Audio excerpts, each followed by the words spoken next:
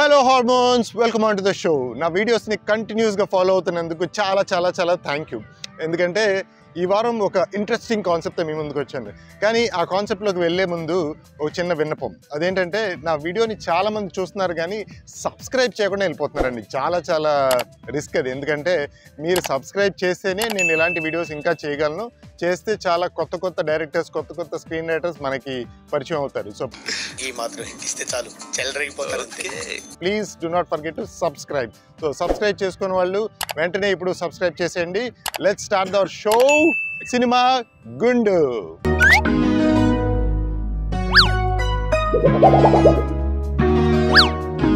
ఇవాళ మనం ఒక వెరీ ఇంట్రెస్టింగ్ కాన్సెప్ట్ని తెలుసుకుందాం.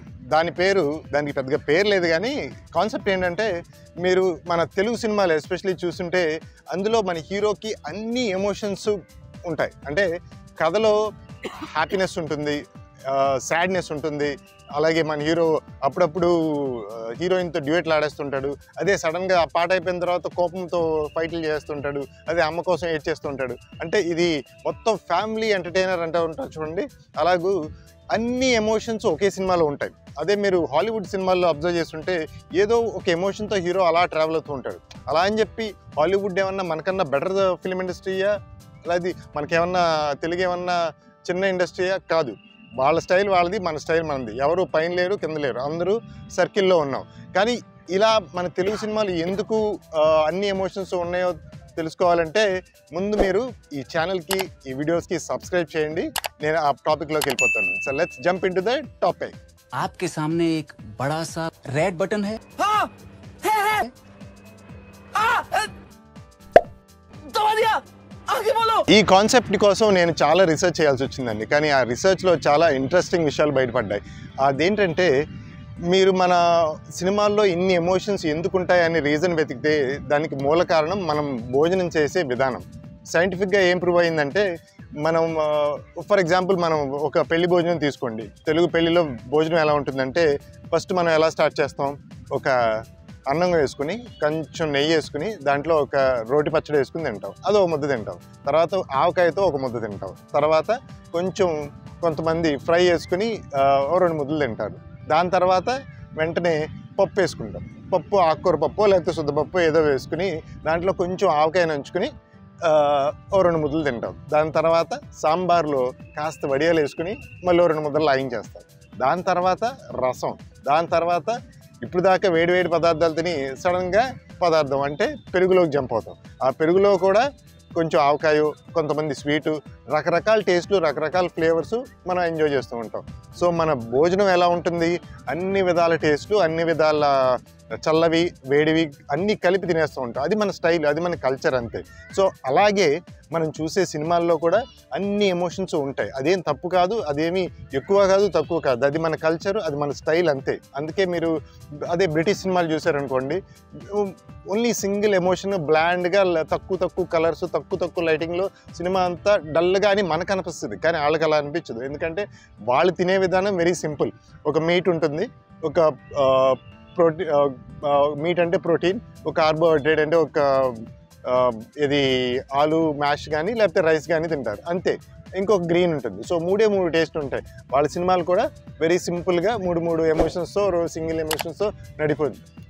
అందుకే వాళ్ళ సినిమాలు చాలా సింపుల్గా ఉంటాయి. మన సినిమాలు మాత్రం మన భోజనం లాగే చాలా వెరైటీ టేస్ట్లు, ఫ్లేవర్లతో నిండిపోయి ఉంటుంది. దీనికి ఒక చిన్న ఎగ్జాంపుల్ ఇవ్వాలంటే, నేను లండన్లో ఉన్నప్పుడు ఒక షార్ట్ ఫిలిం తీశాను. దాని పేరు మార్క్. అంటే చాలా గుర్రాలు, ఒక మెయిన్ ప్రొటాగనిస్ట్ ఒక లేడీ ఉంటుంది. తను చాలా తన ఫ్యామిలీని కాపాడుకోవాలని ప్రయత్నం చేస్తూ ఉంటుంది.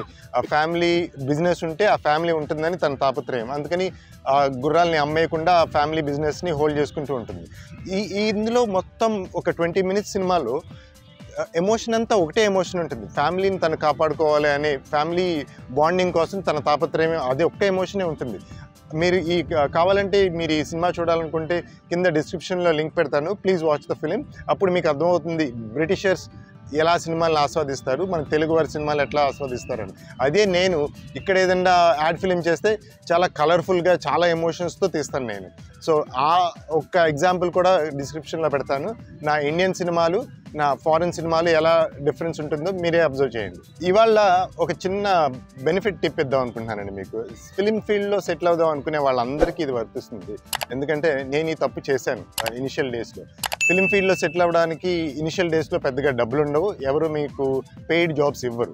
సో మనం ఫ్రీగా పనులు చేస్తూ ఉంటాం, లేకపోతే అప్పుడప్పుడు ఫ్రెండ్స్ సినిమాలకి వర్క్ చేస్తూ ఉంటాం, ఆర్ యాక్ట్ చేస్తూ ఉంటాం. సో ఆ టైంలో డబ్బులు లేవు కాబట్టి చాలా డిస్కరేజ్ అయిపోతాం మనం.